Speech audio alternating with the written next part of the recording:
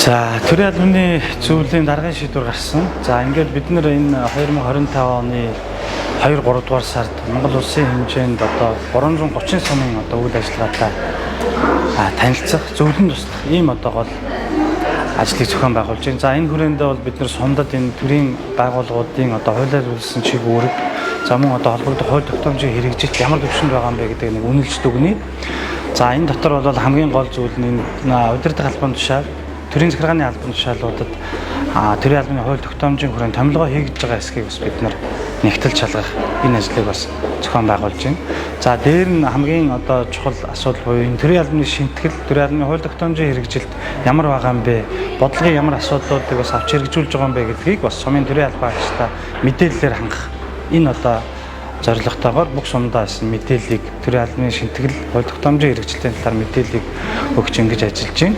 Судалгаа авч байна. Бүх төрийн албан агчтай судалгаа авч байна. Ингээд одоо 330 сум дээр хамгийн их одоо ирэмбэлэгдэж байгаа тулгамдсан энэ асуудлуудаар бид нар төрийн албаны зөвлөлийн одоо яам, агентлаг, аймагуудын салбар зөвлөлтөйгөө хамтраад тодорхой бодлого шийдлүүдийг гаргах. За шаардлагатай бол одоо энэ холбогдох хууль тогтоомжийн өөрчлөлтийн шинтгэлийн асуудлыг ярина гэсэн ийм одоо гол зорилгоотойгоор үйл ажиллагаагаа зохион байгуулад ингэ явж байна.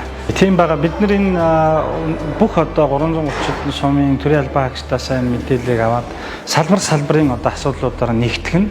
За эндээс бас энэ төрийн албаны зөвлөлийн одоо яамдын агентлагийн салбар зөвлөлтөйгөө хамтраад яг энэ тулгамж байгаа асуудлыг ямар одоо гарц шийдлэр шийдэх юм бэ? Ямар бодлого баримтлах юм бэ гэдгийг нь бол салбар болгон дээр нь бид нар нэгтгэж гаргаж ирэх гэж байгаа. Мөн одоо энэ бүсчилсэн байдлаар яг энэ асуудлуудаа бүсийн зөвлөгөөнийг зохион байгуулж энэ одоо тулгамж байгаа асуудлуудыг ярилцах энэ зүйлийг зохион байгуулна. За ингээд бид нар аймгийн хэмжээнд яамдын агентлагийн хэмжээнд за мөн одоо шаардлагатай бол засгийн газрын одоо газарт энэ одоо бодлого шийдлээ одоо танилцуулаад ингээд одоо цаашаа тодорхой үр дүн гаргана гэсэн ийм зорилттой ажиллаж байгаа. Удирдах албан тушаал хийхэд ерөнхийдөө яг сум орнотгийн үед бол нарийн мэргэжлийн боловсон хүчний дутагдал бол маш их байдаг. Одоо сүүлийн 3 жилд манай 9 инч 6 хятлан болгогч эдгээр сэлгэн ажилласан.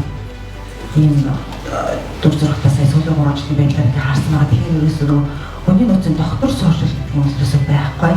Тэгэхээр асуултууд энэ өдөө орнотогт амьдарч байгаа яг нарийн мэргэжлийн хүмүүс ч одоо төрийн албаны хуулиндаа өөрчлөлт оруулаад бас нэг хэдэн жил ажиллуулдаг бас нэг хөшөөргийн төлөв байхгүй албан байгууллагын ажилч их ундаг.